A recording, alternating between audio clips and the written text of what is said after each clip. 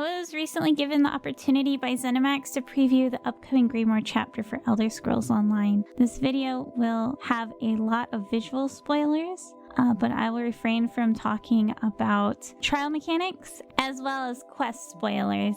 Last year's chapter elsewhere took us to the land of the Khajiit, a place that we haven't seen in Elder Scrolls games since Arena. It was also the first time we had a year-long story. Every DLC, including the 2 dungeon DLCs, were connected to the overall plot. It also added both dragons and the long-requested necromancer class into the game. So needless to say, the bar was already set high for this year's new chapter. When it was finally confirmed that we were going back to Skyrim, there was something of an unspoken expectation looming overhead. Yes, we've gone back to locations from Oblivion, and we returned to Vardenfell, but Skyrim is very much ESO's contemporary. While Skyrim was released several years earlier, MMO development cycles are far longer than your average game, so they were in development during the same time period. Skyrim ended up exploding in popularity when it was released, and became an entry point into the series for many fans, including myself. While its gameplay was simplified compared to the previous entries in the series, just because of how many people were exposed to Elder Scrolls through Skyrim, it set a standard for the games. And when Elder Scrolls Online launched, it was met with critical reviews. The game was much different back then, more comparable to an MMO with an Elder Scrolls Online skin. You couldn't kill NPCs. You could walk into homes and freely take everything in sight without consequence. One of my very first memories of playing the game was walking out of a building in Blinkrock Isle and seeing someone killing farm animals. I suddenly knew how the NPCs in Riverwood felt when we slaughtered their chickens. ZeniMax Online has worked incredibly hard to turn things around, and the game has only gotten better and better over the past 6 years. Still, there's no denying the newest chapter of Greymoor will be compared to Skyrim, especially by curious new Skyrim fans. So how does the Elder Scrolls Online version of Skyrim compare to its single-player older brother? Well, there are a few big changes. For one, while there are dragons in Elsewhere, you will not see them roaming around Skyrim. In their place is a much different threat looming over the Nordic people. Harrowstorms are massive vortexes that engulf sections of otherwise familiar scenery and are impossible to miss. As you approach a Harrowstorm, a red fog hangs from the darkening sky, poisoning the landscape around it. It reminded me of the miasma that surrounds Hyrule Castle in Breath of the Wild, or the curse zones that plague the landscapes in Okami. Easily visible from a distance, they serve as an ominous physical reminder of what your character is up against. On the surface, they are reminiscent of Daedric anchors from the base game zones, but the visuals and difficulty they may prove to players are far superior. Harrowstorms are a testament to exactly how much ZeniMax's visual storytelling has improved and evolved over the years. The towns and architecture of Western Skyrim has truly been done justice. The smaller towns are comfy and cozy,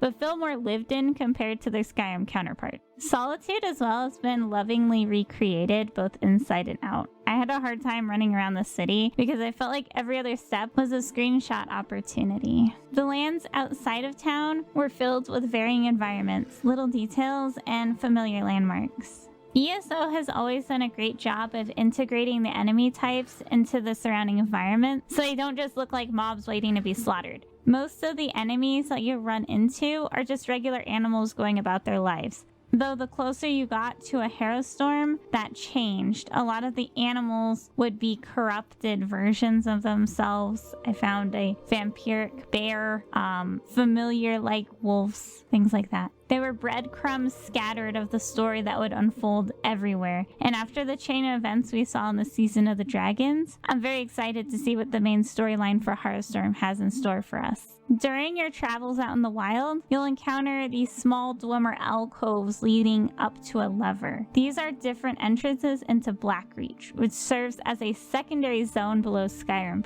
I've often said ESO's strongest areas are places that haven't already been reimagined in more recent Elder Scrolls games. And while Blackreach is one of the most memorable areas in the single-player Skyrim game, in Greymoor, ZeniMax has made it their own, and it's truly the star of this chapter.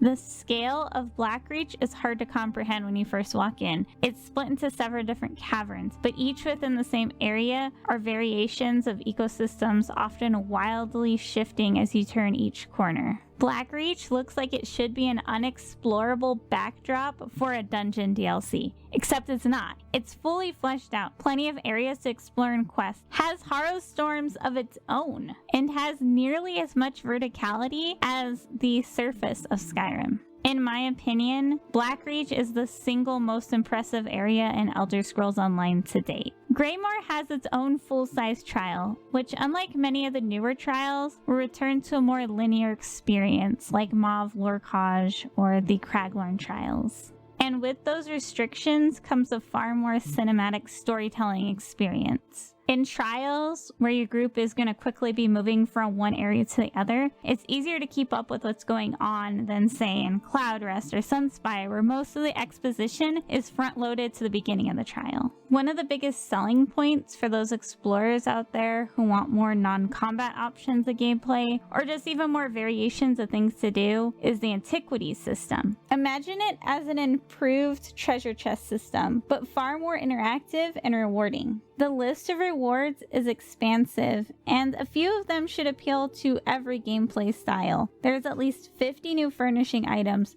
motifs, body markings, mementos, a music box, emote, new jewelry enchants, siege weapons, mounts, and new mystic items that will grant you powerful abilities. Many of the rewards are going to be account bound, including the mystic items, which means every individual player is going to have to work hard to get those rewards and not just buy them within the first few days. It will take time to level up your antiquity skill line as well as collect all the rewards it has to offer. And like Homestead, this is not a one and done update. They'll be adding new rewards alongside most major patches. If you are one of the curious Skyrim fans trying to decide if you're going to enjoy Greymoor and Elder Scrolls Online, keep in mind that ESO is a far different experience than a single player Elder Scrolls game.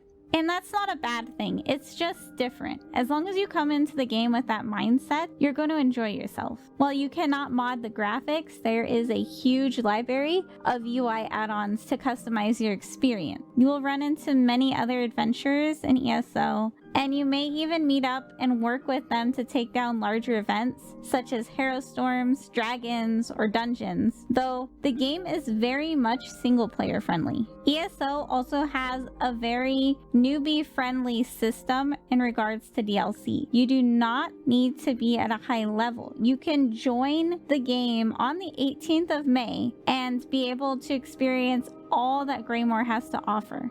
Not only that, but if you already have friends playing ESO, you can play along with them because of the level scaling and enemies. A level 3 and a CP 810 can go and fight a Harrow Storm together. So whether you are a Skyrim fan or you've been playing ESO since beta, I am so excited to see what the community's response is going to be to Greymoor. Let me know down in the comments with your thoughts about the chapter so far and what you're most excited about. If you have any questions, you can find me live on Twitch in the evenings. I'll be live tonight talking more about my Greymoor preview experience and showing a bit more footage, as well as on Twitter. So I'll leave the links down below in the description. Thank you guys so much for watching, and to ZeniMax for allowing me the opportunity to try out Greymoor early. Bye!